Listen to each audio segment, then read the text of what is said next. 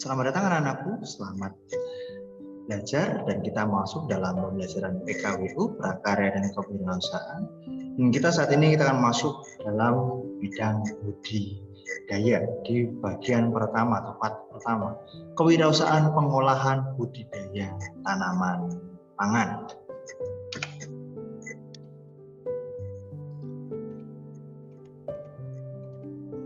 Tujuan pembelajaran. Jadi dalam pembelajaran kali ini tujuan pembelajaran untuk kalian kenapa harus mempelajari hal ini?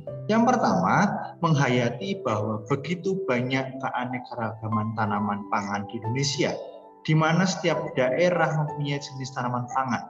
Terkadang sama tidak sama dengan daerah lainnya. Jadi menghayati bahwa kalian paham bahwa di daerah Indonesia ini, di berbagai daerah ada jenis-jenis tanaman pangan yang mungkin sama dengan daerah lain atau punya ciri khas khusus di daerah tertentu.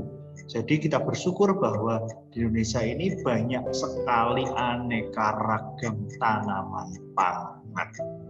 Yang kedua, menghayati percaya diri, bertanggung jawab, kreatif, dan inovatif dalam membuat analisis kebutuhan akan adanya teknologi produksi yang baik dan tepat untuk setiap usaha dalam bidang budidaya tanaman pangan. Kemudian menyajikan simulasi wirausaha budidaya tanaman pangan sesuai dengan jenis tanaman pangan yang ada di daerah masing-masing berdasarkan analisis keberadaan sumber daya yang ada di lingkungan sekitar.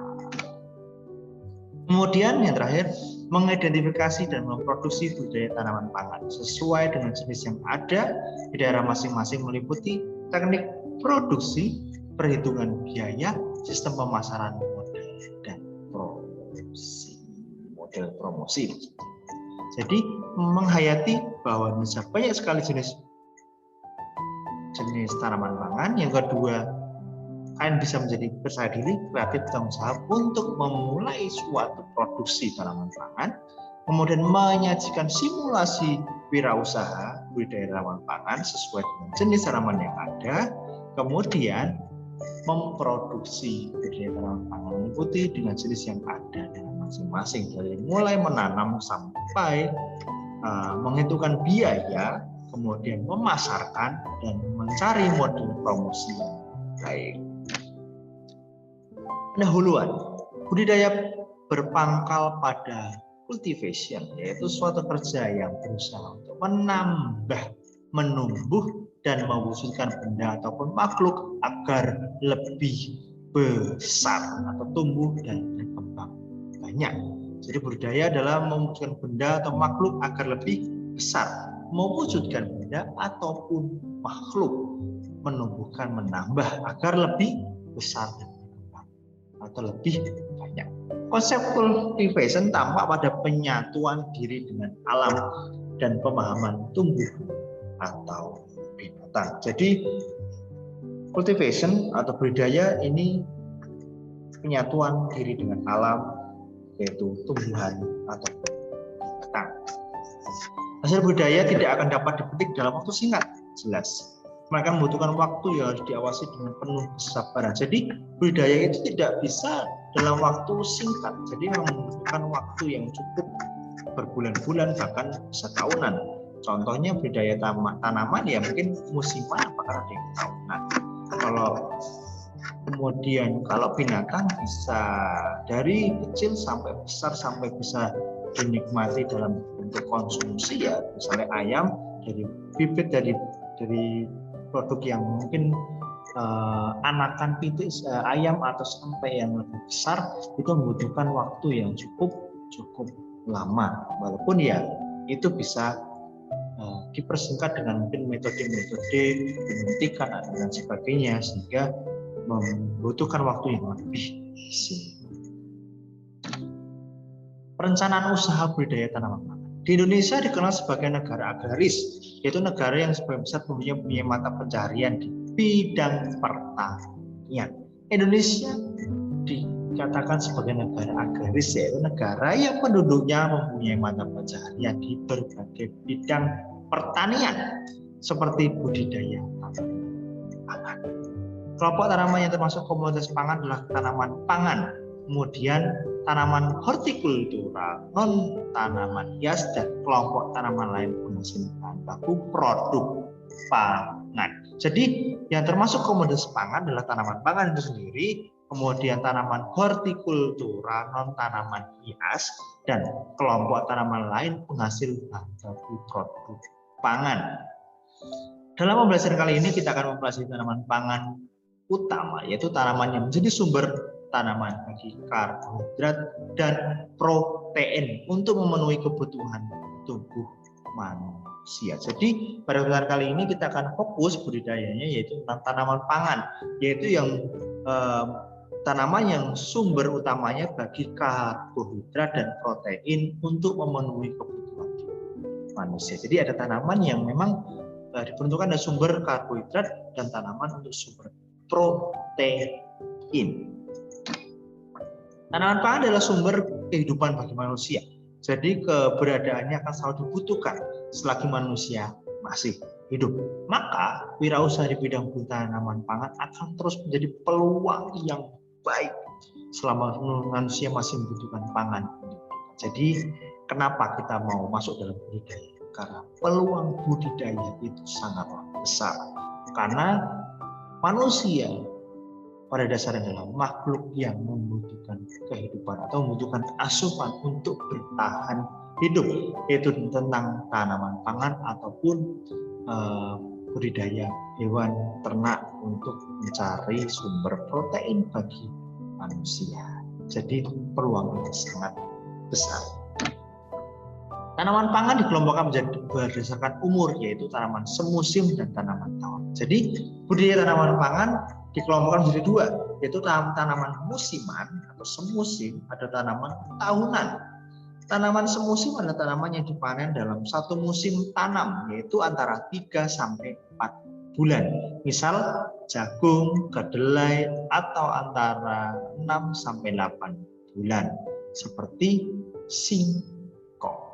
Jadi kalau tanaman musiman itu contohnya sampai membutuhkan waktu 3 sampai 4 bulan itu seperti jagung dan kedelai, atau 6 sampai 8 bulan itu seperti apa ya? Seperti singkong, membutuhkan waktu 6 sampai 8 bulan. Tanaman tahunan adalah tanaman yang terus tumbuh setelah bereproduksi atau menyelesaikan siklus hidupnya dalam jangka waktu lebih dari 2 tahun, misalnya sukun dan sagu, atau tanaman-tanaman mangga, kemudian buah-buah tertentu, mereka akan terus berbuah atau berproduksi setelah menyelesaikan siklus hidupnya dalam jangka waktu yang lebih. Contohnya pohon durian, dia akan tumbuh berpuluh-puluh tahun, kemudian akan berbuah setiap tahunnya. Tanaman pangan juga dibagi menjadi 3 kelompok, yaitu serealia, kemudian kacang-kacangan, dan umbi-umbian. Jadi tanaman pangan itu dibagi menjadi 3 ya, yaitu pertama serealia, kemudian kacang-kacangan, dan umbi-umbian. Kelompok serealia dan kacang-kacangan menghasilkan biji sebagai produksi hasil budidaya, sedangkan umbi-umbian menghasilkan umbi batang atau umbi akar sebagai produk hasil budidaya. Jadi kelompok serealia dan kacang-kacangan menghasilkan biji sebagai produk hasil budidaya, sedangkan umbi-umbian menghasilkan umbi batang atau umbi akar sebagai produk hasil budidaya. Jadi kalau serealia dan kacang-kacangan itu tadi menghasilkan biji, kalau umbi-umbian itu menghasilkan umbi batang atau umbi akar. Jadi kalau serealia itu tadi yang dihasilkan adalah di bagian tangkai atau biji-bijiannya, kalau umbi-umbian di bagian tanah, itu akarnya atau batangnya sebagai hasil budidaya. Contoh tanaman pangan. Nih, serealia yaitu padi, jagung, sorghum. Kemudian kalau kacang-kacangan itu kedelai, kacang tanah, kacang hijau. Kalau umbi-umbian singkong, ubi jalar, talas. Ya, ada pemetaan pola serealia itu tadi, ada padi, jagung, sorghum. Kalau kacang-kacangan kedelai, kacang tanah, kacang hijau. Kalau umbi-umbian itu singkong, ubi jalar, dan talas. Jenis-jenis tanaman pangan. Yang pertama adalah padi, Oryza sativa L bahasanya. Padi memiliki batang yang berbuku dan berongga. Daun dan anakan tumbuh dari buku yang ada pada batang. Bunga atau mulai muncul dari buku yang terakhir. Akar padi berupa akar serabut. Bulir padi terdapat pada malai yang dimiliki oleh anakan. Budidaya padi dikelompokkan menjadi padi sawah, padi gogo, dan padi rawa. Tanaman padi diperbanyak dengan menggunakan biji. Jadi padi ternyata ada berbagai macam jenis, yaitu padi sawah yang sering kita jumpai di daerah Kabupaten Magelang dan Magelang, padi gogo, dan kemudian padi yang ada di rawa. Ya, contoh tanaman padi yaitu seperti ini, budidaya tanaman pangan. Kemudian yang kedua adalah jagung, Siamese L. Jagung memiliki batang tunggal yang terdiri dari atas kuku dan ruas. Daun jagung terdapat pada setiap kuku pada batang. Jagung memiliki bunga jantan dan bunga betina yang terpisah, tetapi masih pada pohon yang sama.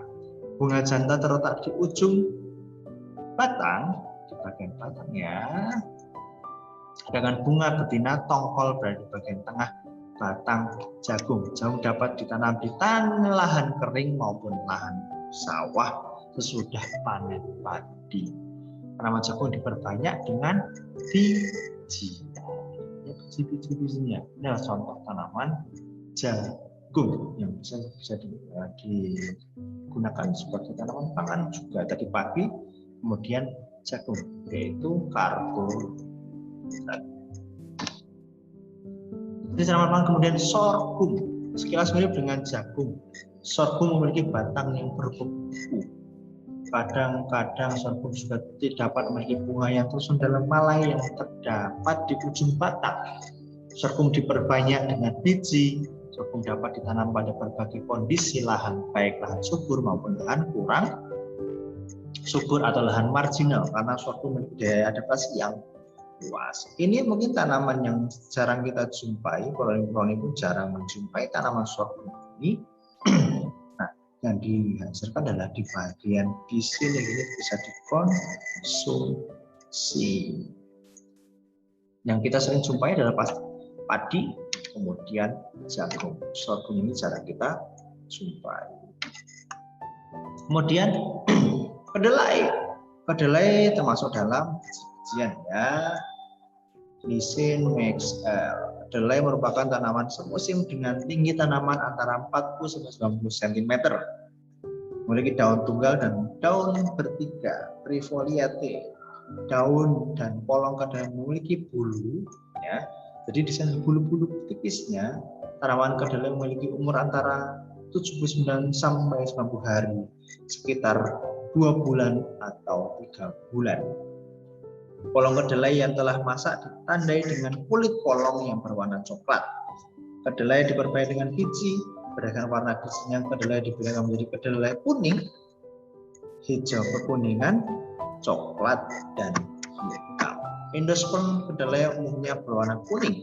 Kedelai dapat ditanam di lahan kering atau di sawah sesudah panen padi.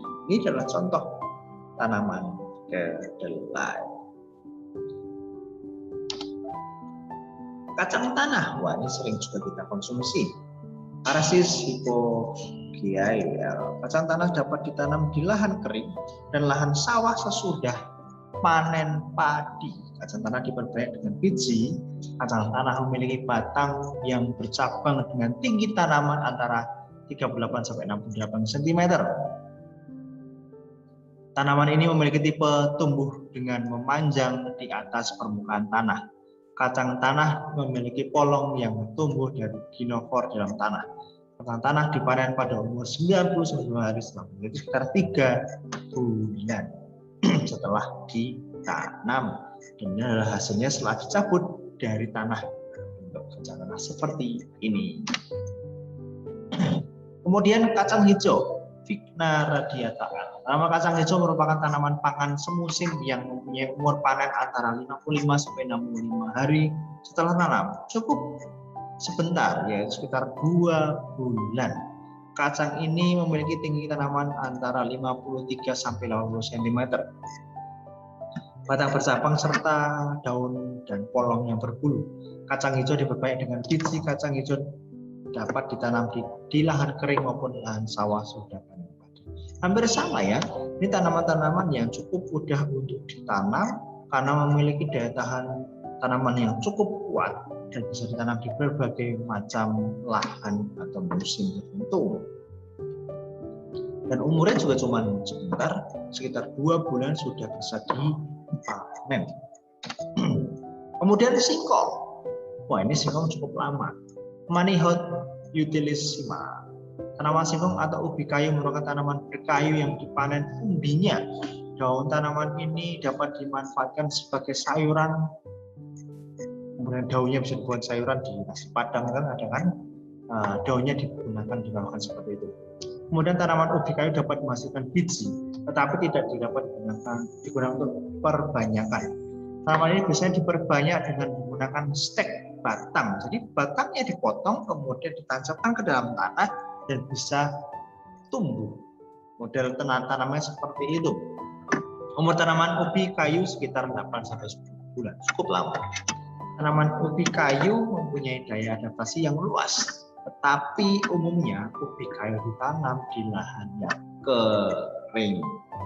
Lebih sering ditanam di lahan yang kering. Coba kalian bisa menanam sekarang dengan model mencari batang, dipotong, kemudian ditancapkan dalam tanah, tunggu sampai 8-10 bulan dan bisa dipanen. Kemudian yang terakhir adalah ubi jala, Ipomoebatatas. Tanaman ubi jala adalah tanaman pangan yang memiliki batang panjang menjalar. Tipe pertumbuhannya dapat berupa semak, menjalar atau menjalar. Ubi jala dapat diperbanyak dengan bagian ubi, pucuk batang, dan setek batang. Umur tanaman ubi jalar berkisar antara 4-4,5 bulan. Ubi jalar umurnya ditanam pada gundukan tanah di lahan tegalan atau lahan sawah. Warna kulit ubi maupun warna daging ubi bervariasi. Ada yang berwarna putih, krem, orange, ataupun ubi ungu, tergantung jenis ubinya. Kita sering ya melihat warna putih, krem, orange, atau ungu. Nah, ini usianya 4-45 bulan. Nah, ada 8 jenis tanaman sebagai contoh tanaman pangan, yaitu ubi jalar usianya 4-4,5 bulan, singkong 8-10 bulan, kacang hijau sekitar 2 bulan, kemudian kacang tanah sekitar 3 bulan, kedelai itu sekitar 3 bulan juga, 2-3 bulan. Kemudian tanaman sorghum ini tidak bisa diketahui, mungkin ya cukup lama juga, mungkin tidak sampai tahun, sekitar 3 bulan, hampir sama seperti pohon jagung ya usianya ya.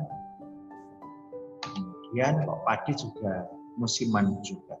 Jadi silakan kalian mungkin akan memulai menanam padi, jagung, atau sorghum, atau kedelai, kacang tanah, kacang hijau, singkong, atau jalar, bisa dimulai mungkin dari sekarang dengan mencoba iseng-iseng menanam tanaman pangan ini. Kira-kira hasilnya seperti apa bisa dicoba. Ini adalah contoh tanaman-tanaman yang bisa dibudidayakan dan menghasilkan nilai-nilai jual yang cukup baik karena manusia pada dasarnya membutuhkan tanaman pangan. Selamat belajar, selamat mencoba. Jadi kita akan bertemu di pertemuan berikutnya untuk membahas lebih lanjut tentang budidaya. Selamat belajar.